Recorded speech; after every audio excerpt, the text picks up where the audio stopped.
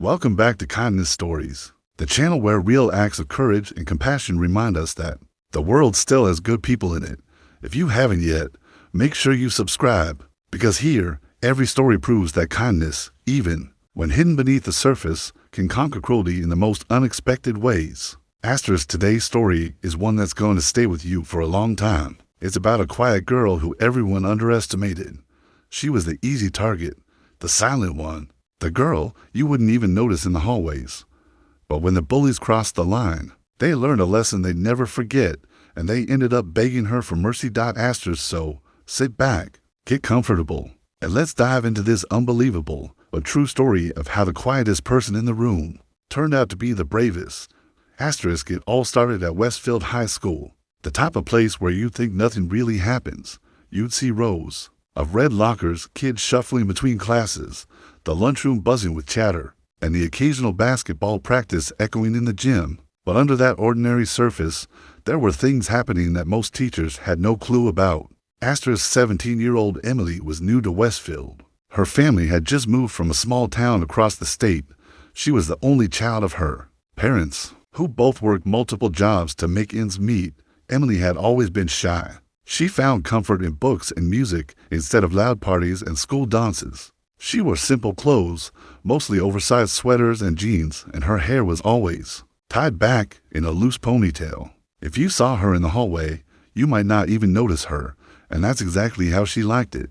But for some people, a quiet girl is like an open invitation. To the popular kids, the ones who fed off each other's attention, Emily was an easy mark. No friends, no one to stand up for her, no reason to hold back their cruel games. It started small. A shove in the hallway when no one was watching, spilling her books, name-calling that echoed behind her back. Emily would keep her head down, pick up her things, and pretend not to hear them. It made her an even bigger target, because nothing entertains bullies more than someone who doesn't fight back. The ringleader of this little group was Tiffany Adams. Tiffany was the kind of girl who had it all, or so everyone thought. The perfect hair, the designer bag, the string of followers who mimicked her every move. She thrived on attention, and she hated being bored. That's where Emily came in, a new toy to play with. One Thursday afternoon, things escalated. Emily was in the bathroom during lunch, trying to avoid the cafeteria because she couldn't stand the staring and the whispers. She thought she could hide there, just for 15 minutes, until the bell rang for the next class, but she wasn't as invisible as she hoped. Tiffany and her crew barged in, giggling like hyenas. They cornered Emily near the sinks. She froze, her back pressed against the cold tiled wall. Well, look what we have here. Tiffany sneered. You hiding again. You know what happens to rats who hide in bathrooms, right? Emily swallowed hard. She didn't respond. She never did. She thought that if she just stayed quiet, they'd get bored. But today was different. One of Tiffany's friends, Madison, reached for Emily's backpack and yanked it off her shoulder. The contents spilled across the wet floor. Notebooks, a pencil case, and a battered copy of a library book. Madison laughed and kicked the book toward the toilet stall. Oops. Better get that before it swims away, she taunted. Emily hesitated. She knelt down, her fingers brushing the wet floor, trying to gather her things. That's when Tiffany gave the final push. She gestured toward the toilet and said something Emily would never forget. Drink from it. Tiffany said, if you're gonna hide out in here like a rat, you might as well drink like one. Or maybe we'll do it for you. Emily felt her heart slam against her ribs. This was beyond humiliation. This was cruelty in its rawest form. She looked at their faces, twisted with glee, waiting for her to beg. She could taste the fear on her tongue, but something else bubbled up inside her. A feeling she didn't recognize. It was a slow burn that rose from her chest to her throat. Enough. Emily took a deep breath and stood up, taller than they'd ever seen her. Tiffany frowned. She wasn't used to seeing this girl look anyone in the eye. What? Are you gonna cry now? Go ahead. Make it good. Tiffany mocked. Emily didn't cry. She didn't scream. Instead, she looked Tiffany dead in the eyes and asked, calmly, why do you need this? That question caught them off guard. Madison scoffed. What are you talking about? Emily stepped forward, so close that Tiffany instinctively backed Up. Why do you need this? Emily repeated, her voice steady. Why do you need me to feel small to make yourself feel big? Is your life really that empty? The bathroom fell silent except for the faint dripping of a leaky faucet. Tiffany's face turned red. She was about to snap back when Emily did something no one expected. She pulled out her phone, which she'd kept hidden in her pocket. I've recorded everything, Emily said.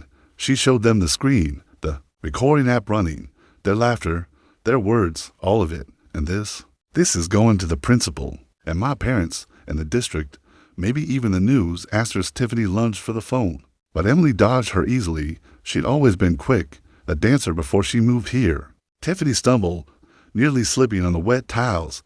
Madison tried to grab Emily's wrist, but Emily spun away. Years of ballet giving her an unexpected grace that left them gaping. You're bluffing, Tiffany shrieked. Emily just smiled, a smile so calm it sent a shiver through the girls who thought they had power. Try me, she said. The bell rang in the distance, but no one moved. Tiffany's friends looked at each other, panic settling in. If that recording got out, they'd be ruined. No more perfect social media feed. No more golden girl image. Their parents would be called. They might even face suspension. And just like that, the power shifted. Tiffany's voice cracked. Please don't. We were just joking. We didn't mean it, right, guys? Her friends nodded eagerly, their bravado gone. Emily tilted her head, considering. She could feel their fear now. It wasn't as sweet as she thought it might be. It just felt sad. These girls, who had seemed untouchable, were just kids clinging to scraps of control. I'll think about it, Emily said. But here's the thing. You're going to stay away from me. You're going to stay away from anyone you think is weak. Or this, she waved her phone, goes to everyone. Understand? They nodded so fast their heads nearly bobbled off their shoulders. Tiffany's eyes glistened with tears she was fighting to hold back. Emily could see the truth now. The queen bee was nothing more than a scared kid desperate to keep her crown. Emily gathered her things, slipping her phone back in her pocket. She felt lighter somehow, even as her knees trembled. She didn't say another word. She didn't have to. She walked out of that bathroom taller than she'd ever stood before. Words spread faster than fire in dry grass. By the end of the day, people were whispering about what happened. Emily didn't share the recording. She didn't have to. Tiffany and her friends were so desperate to keep the story quiet that they made sure no one bothered Emily again. They avoided her in the halls, ducked into other classrooms if they saw her coming. But the story didn't end there. Something incredible happened because of that moment. Other students, who had been too afraid to speak up, started talking. A few girls from Emily's science class came up to her and said they'd always wanted to stand up to Tiffany, but didn't know how. Emily's courage gave them a voice. Over the next few weeks, things shifted at Westfield. The teachers started paying more attention. A new anti-bullying program was launched. This time with real student input. Emily was asked to speak in an assembly to share her story. She stood on that stage in front of the entire school, her voice shaking at first, but growing stronger with each word. She didn't paint herself as a hero. She talked about fear, about loneliness, about how silence can be louder than any scream when people choose to look the other way. And she talked about the power that comes from realizing you don't have to fight alone. By the end of her speech, there was silence. Then, applause, real, heartfelt, thunderous applause for the first time. Emily wasn't invisible. She wasn't the quiet girl anymore.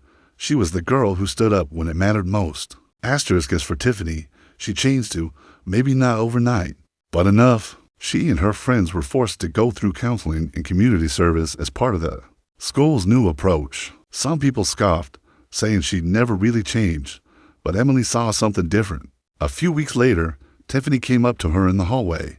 There were no cameras, no audience, no followers, just two girls who once hated each other. ***.